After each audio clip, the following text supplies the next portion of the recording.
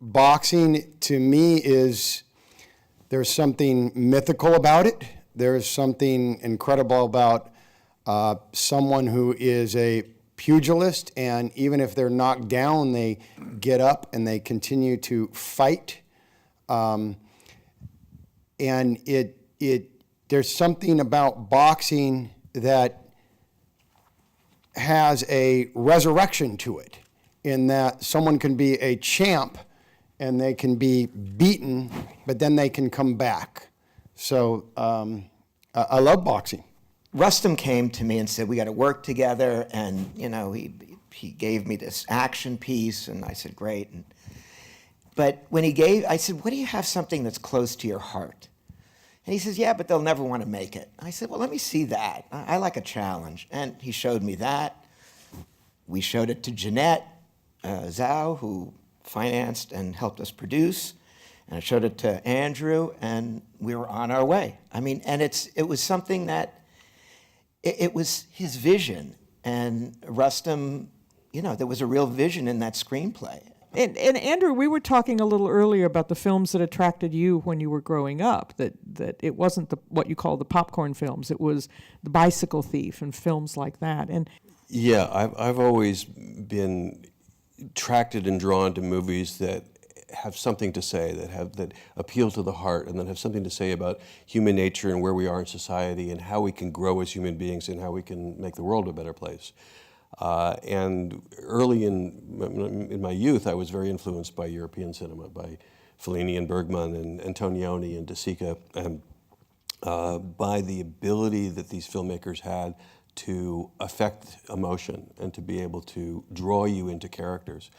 And throughout, I've always looked at trying to make movies that I felt really made a difference. And, I've been involved in a lot of movies that ultimately I think you could live without on the universe. But every now and then I get involved in a movie that is got the kind of heart and soul that really makes me tick and makes me want to wake up in the morning. And when I got this script, and Darryl showed me the script and said, we're going to make this movie and we want you to come on as a producer. And I went, really? And literally I read it I was on my way to Europe and read it on a plane, and I was like, how soon can I get to a phone and call and tell them that I'm in and I want to do this? This is amazing.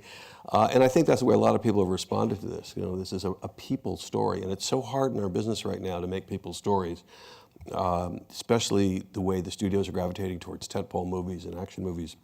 I think over this film, the power of tell people, hold on the dreams and never give up, that's touched my heart. And I think the audience will get this key point from the contents. Yes. Every project is different. Every score is very different. Every crew is very different. When I get a movie, I always sit and watch the movie. I'm thinking like, do I have a chance? Is it coming today? Is it coming for this movie? And it always comes. So in one way, I responded well for the idea of this movie with Rustam and with this movie, because it was in a way what I do. That's what I feel. It's coming without control. And so just like out of a dream? No, in a dream I sit in front of a piano or computer and I write and write and write, and this is not right, and this is not right, and this is not right, and I always believe one day it comes and it's going to be right. I don't know, this movie was such a magical experience for me. I just really loved it. I loved everything about it. I loved the process. In fact, when I finished it, it was very odd because I just threw down so hard, and then I was like, oh, all right, no, it's done. Okay. I'm sure you felt so you ambled on. I did amble on to school. And Tom Arnold, your character is such an optimist. Mm-hmm. There's always something exciting about the prospect of something good happening. Mm-hmm. And it's very touching and very poignant considering the circumstances this man lives in. How did you go about constructing that character for yourself? Well, first of all, I'd had a hernia surgery. I was in the hospital, and my manager called and said, I thought he mentioned Rustam, and he said they were doing a movie with, I thought he said Mr. Bean. And I was like, I am in, because I had passed on a movie in the 90s with Mr. Bean. And then the morphine wore off, and he said it was Sean Bean, and I love Sean Bean. And he's different, and I have a thing about, I worked with Steve Coogan and Hugh Grant, and they're guys from over there, and they're a little different. And I didn't know if he was a method guy, or I just thought, well, this will be interesting. We're supposed to be friends. I don't know how that's going to work. And so I said I should probably love this guy. Like from the minute I meet him, I should think he's the coolest guy I've ever met. And that's kind of, I'm pretty.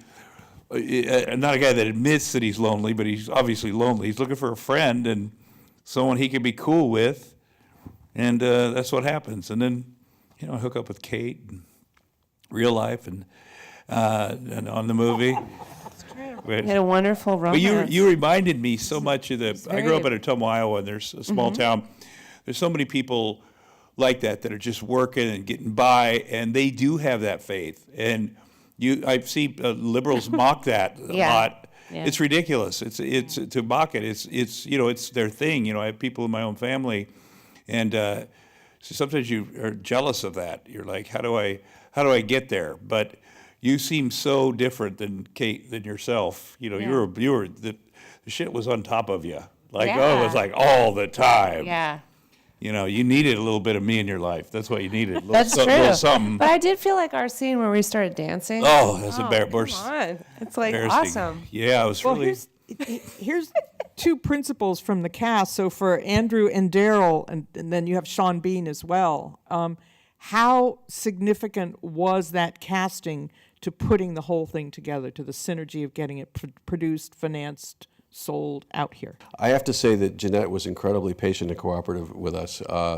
She said, you have to get A-list casting for this movie, and we were, we knew that the only thing we had to offer was the script, because there was not money that we could really offer. So the only thing we had was the script.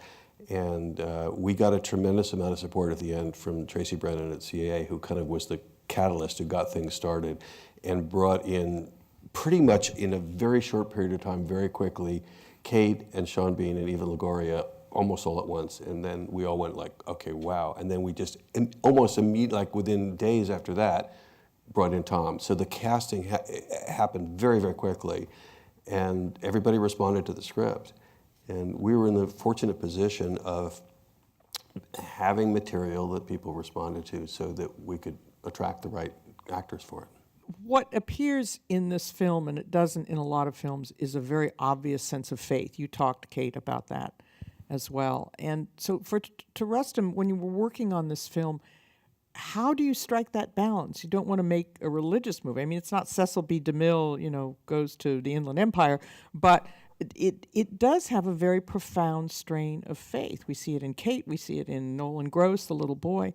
How do you balance that and make it credible and important to the characters, but not let it take over the film?